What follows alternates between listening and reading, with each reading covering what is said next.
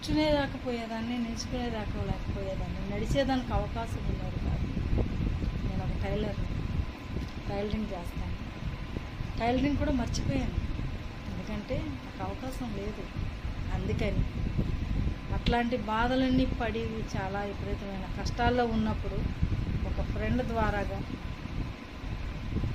GM sir గారు, Ravi sir గారు మా ఇంటికి వచ్చారు. వచ్చి, అమ్మా నీకు కీళ్ళవాతం అది ఉందంట, చెప్పున్నది మీ ఫ్రెండ్, అందుకని మీ ఫ్రెండ్ వాడుతుంది, ఈ ఒక్క బాటిల్ వాడి చూడు, 4 వరకు అనే ఒక్క బాటిల్ వాడి చూడు, నీకు డబ్బులు వాపస్ కూడా ఇచ్చేస్తాం మేము, మీకు కానీ తగ్గకపోతే. తగ్గితే నువ్వు వాడు, తగ్గకుంటే నీకు మేము డబ్బులు ఇచ్చేస్తాం అని ఎంతో నమ్మకంతో చెప్పారు. చెప్తే నమ్మాను, నమ్మకంతోనే తీసుకున్నాను.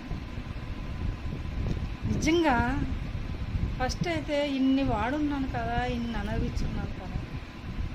కాలుకి కరెంట్లు పెట్టించుకున్నాను. ప్రతి వారానికి 2 రోజులు, శనివారం బుధవారం పెద్ద హాస్పిటల్కి వెళ్ళి కరెంట్లు పెట్టించుకున్నాను 2 కాళ్ళకి. ఈ కాలు ఒక రోజు, ఈ కాలు ఒక రోజు. అసలు అది పెట్టించుకున్న కాసేపు వరకే, ఇంటికి వచ్చాక మళ్ళా నైటు మామూలు యథాప్రకారం. నాకైతే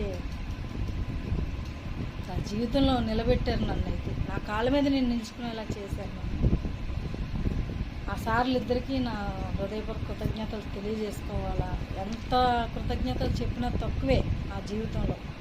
ఎందుకంటే ఈ రోజున నేను ఫస్ట్ మీటింగ్కి వెళ్ళినప్పుడైతే ఒక్క 10 నిమిషాలు కూడా కూర్చోలేదు, నా వల్ల కాదు. రమ్మన్నారు, వచ్చి కూర్చోమ్మా, మీటింగ్ విను, నీకు అర్థమవుతుంది అని చెప్పారు. సరే వాడుతున్నాను కదా, వెళ్దాం ఏమైంది అని వెళ్ళాను. అస్సలు ఉండలేకపోయాను, 10 నిమిషాలు కూడా కూర్చోలేదు. ఎందుకంటే నా ప్రాబ్లం అటువంటిది. కూర్చోకుండా అట్టే ఉన్నాను. ఆమె ఇటు కాసేపు అట్లా ఎట్లో బాధపడతా ఉన్నాను. చూస్తూనే ఉన్నారు నన్ను సార్లు ఇద్దరు. ఉండలేకపోయాను, ఏమన్నా అనుకొని నా వల్ల కావట్లేదు, నేను కూర్చోలేను, కాళ్ళు నన్ను కూర్చొనివ్వట్లేదు, ఎందుకు ఈ బాధ అని చెప్పేసి వెళ్ళిపోయాను. మీటింగ్ నుంచి వెళ్ళిపోయాను అప్పుడే. కానీ ఈరోజు మీటింగ్లో గంటలు కూర్చోగలుగుతాను. ట్రైనింగ్కి తీసుకెళ్తున్నారు సార్లు అందరూ నన్ను.